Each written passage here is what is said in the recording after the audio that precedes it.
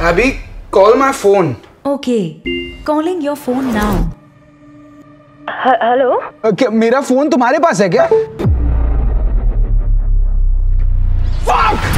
Hi guys, আজকে আমরা আবার ফিরে এসেছি আরেকটি মুভি রিভিউ নিয়ে। We become what we consume. Social মিডিয়ার যুগে রিলস, ভিডিওস এইগুলো এন্টারটেইনমেন্টের থেকে কখন যে অ্যাডিকশনে কনভার্ট হয়ে যায় এবং তার ফলে আমাদের ব্যক্তিগত বা সামাজিক জীবনে যে ইম্প্যাক্ট পড়তে শুরু করে, ফলোয়ার্স আর ইনফ্লুয়েন্সারদের মধ্যে যে সাইকোলজিক্যাল কানেকশন তৈরি হয়, সেই সব নিয়েই আজকে আমাদের মুভি রিভিউ জি5 এর log out. Directed by Amit Golani and acted by Babil Khan and Rasika Duggal in lead characters। এই মুভিটি একটি থ্রিলার সোশ্যাল ড্রামা বলতে পারে। বাবিল খান এই সিনেমাটাতে একজন ইনফ্লুয়েন্সার এবং তার জীবনের একমাত্র লক্ষ্য হচ্ছে आखिरी सपना अभी भी है, one last dream, 10 million followers। 10 million ফলোয়ার্সে পৌঁছানো। সে তার ডেইলি লাইফকে ব্লগের মাধ্যমে শেয়ার করে এবং তার ফ্যান্সরা তার ডাই হার্ড ফ্যান্স, কিন্তু তার অবভিয়াসলি কম্পিটিশনও আছে এবং একটি বড় ব্র্যান্ড তাকেই সাইন করাবে যে সবার আগে 10 মিলিয়ন ফলোয়ার্সে পৌঁছাবে।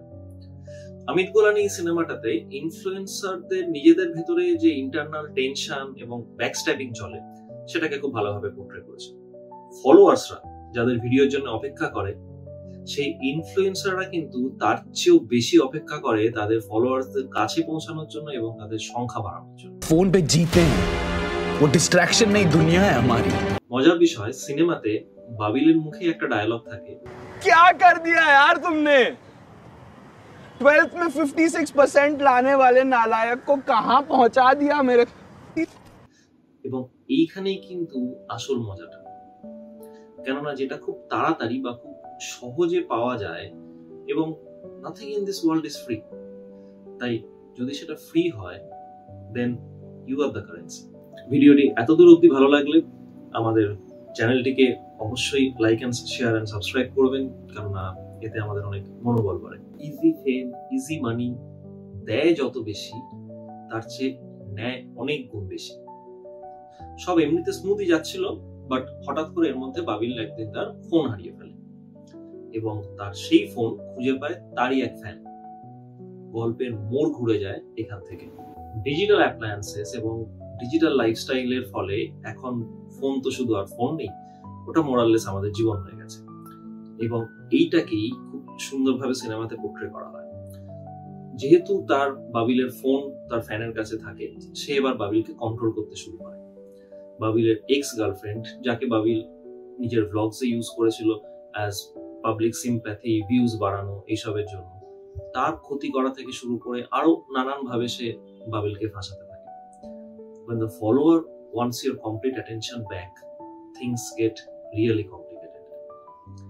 এবং এটার সাথে আজকের ইয়াং জেনারেশনের যে এক্সেসিভ স্ক্রিন টাইম ইউজ বা ফোনের প্রতি যে চূড়ান্ত অ্যাডিকশন এবং গার্জেনরা সেটাকে আটকাতে চাইলে বা বারণ করলে তাদের যে অ্যারোগেন্ট হয়ে যাওয়া বা মিসবিহেভিং, সেগুলোকেও খুব সাটল ভাবে এই মুভির মাধ্যমে দেখানো হয়েছে। গল্প শুনতে কেনা ভালোবাসে, আর তার সাথে যদি একটু অ্যানিমেশন থাকে তাহলে তো আরো ভালো।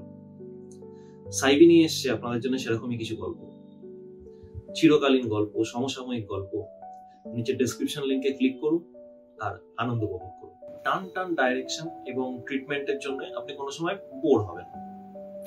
এই সিনেমার মেইন স্টার বাবিল খান সোশ্যালি বা রিয়েল লাইফে যতই অকওয়ার্ড হোক না কেন, অভিনয়ের ক্ষেত্রে তিনি যে ইরফান পুত্র সেটা তিনি প্রমাণ করেছেন। সাবলীল অভিনয়, ন্যাচারাল অ্যাক্টিং এবং কিছু কিছু ক্যামেরা অ্যাঙ্গেলস এর জন্য তার যে লুকটা আসে, সেটার কারণে আপনি ইরফান স্যারকে আবার মিস করবেন। এইটুকু বলা যেতে পারে যে নেপোটিজমের অনেস্ট প্রোডাক্ট বাবিল খান। কম বাজেটে বুদ্ধি করে করা ওভারঅল ভালো সিনেমা, কিন্তু অবভিয়াসলি কিছু লুজ এন্ডস আছে। রাশিকা দুগ্গালের মতো অভিনেত্রীকে আরেকটু স্ক্রিন টাইম এবং ক্যারেক্টার গ্রাফ কিছু দেওয়া উচিত ছিল। ওভারঅল কম্প্যাক্ট সিনেমা, যেটা আপনার দেখেও ভালো লাগবে, আবার আপনাকে ভাবতেও বাধ্য করবে। টপিক খুবই প্রাসঙ্গিক এবং সেটাই এই সিনেমার ইউএসপি। ইজি মানি, ইজি ফেমের চক্করে অনেক সময় ইনফ্লুয়েন্সার্সরা তাদের ব্যক্তিগত জীবনটাকে পুরোটাই ক্যামেরার সামনে নিয়ে আসে। বেসিক্যালি তাদের প্রাইভেট লাইফ আর পাবলিক লাইফের ভেতরে যে গ্যাপটা বা ডিফারেন্সটা থাকার কথা সেটা তাদের নষ্ট হয়ে যায় বলতে পারেন। তাদের আসল ব্যক্তিত্বটাকে ছাপিয়ে ওঠে তাদের স্ক্রিন পার্সোনাটা, যেটা সবসময় তাদের পক্ষে ভালো হয় না। যেমন সিনেমার শেষের দিকে বাবিল রিয়েলাইজ করে যে তার যে ফলোয়ার্সরা, তার বেশিরভাগ সংখ্যার যে ফলোয়ার্সরা, তারা তার জীবনেরও কোনো মূল্য দেয় না। All they want is entertainment from him. So আপনারা দেখুন সিনেমাটা, প্রাসঙ্গিক সিনেমা, ভালো অভিনয় রয়েছে।